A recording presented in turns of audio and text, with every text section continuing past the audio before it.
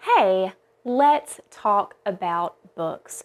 Books are probably one of the most important parts of any homeschool curriculum program. If you love Charlotte Mason, then you have heard the term living book. And a living book is a book that was written by someone who is passionate about a subject and knows it well and can bring it to life in the imagination of the reader.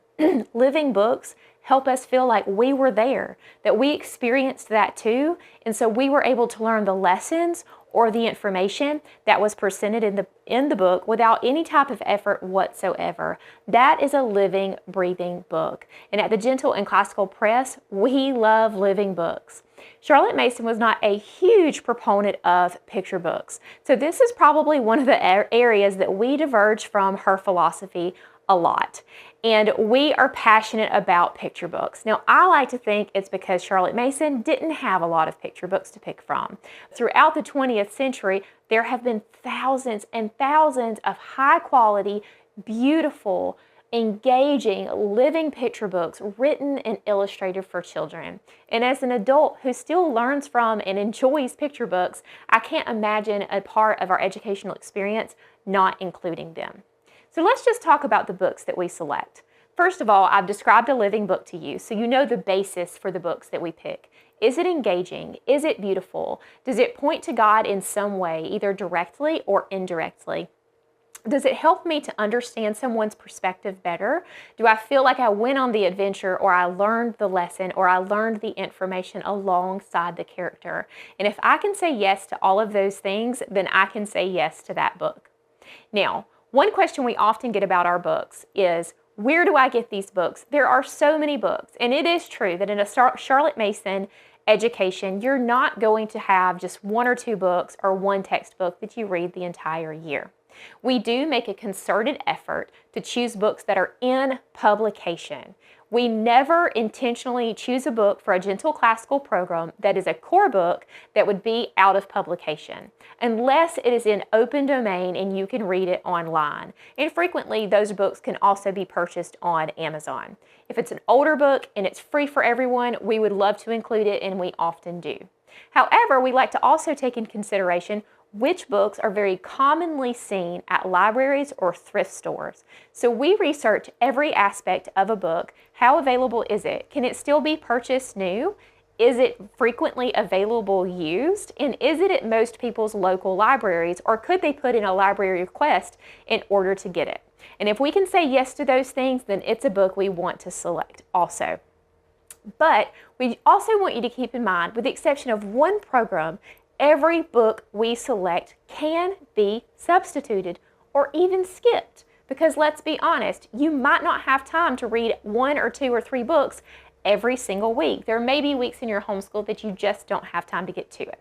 So if you're using something like Sequence 1, Nature 1, Nature 2, or Primer, and we've recommended a particular book to you, or even a book by a particular illustrator, and you have a different version available, or a book kind of on that same topic, but maybe it's a different book altogether, then feel free to do what you have available to you.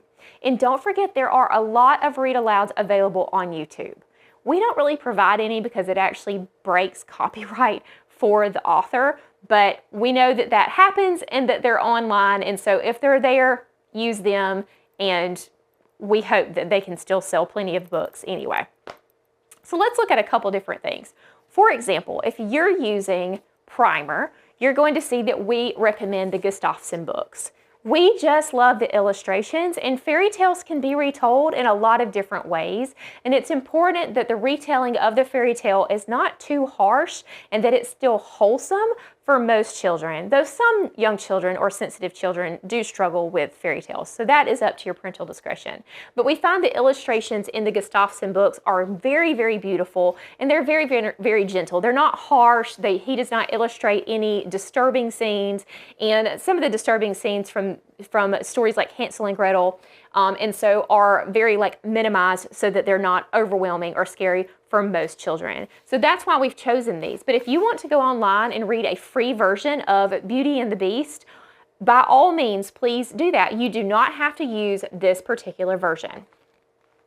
Other options are like the ocean anatomy and farm anatomy and nature anatomy books that we recommend in our nature series. These are beautiful books and they have wonderful illustrations, but if you prefer not to buy them and would rather look up illustrations online or just do research, you can do that as well. You do not have to get this particular book.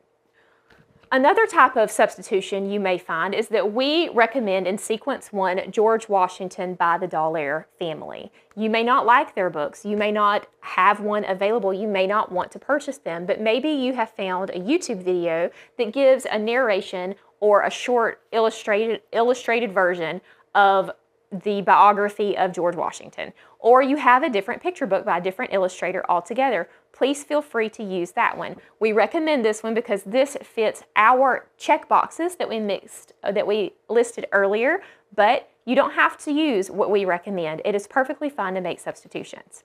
Now, the only program that we do say or ask or encourage that you not make substitutions in is preschool. And that is simply because if you are using our complete preschool program, then you're going to want to use our handicraft guide that comes with that bundle.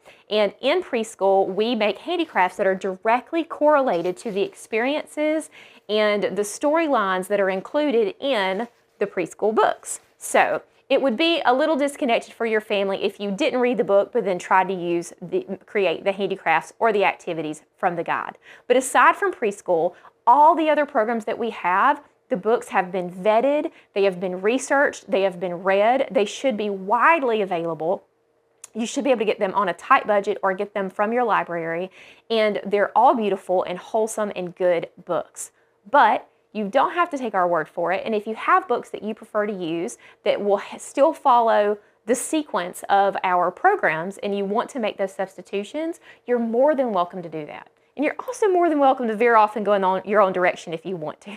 But I don't want to freak you out with too many options. So just take our book list as a strong suggestion, but know that you're not breaking any rules or doing it wrong to make some substitutions to use what fits your budget, what you have on hand, or what fits your family's values. We hope that that is a helpful and freeing message as you make your book selections to go along with your dental and classical program.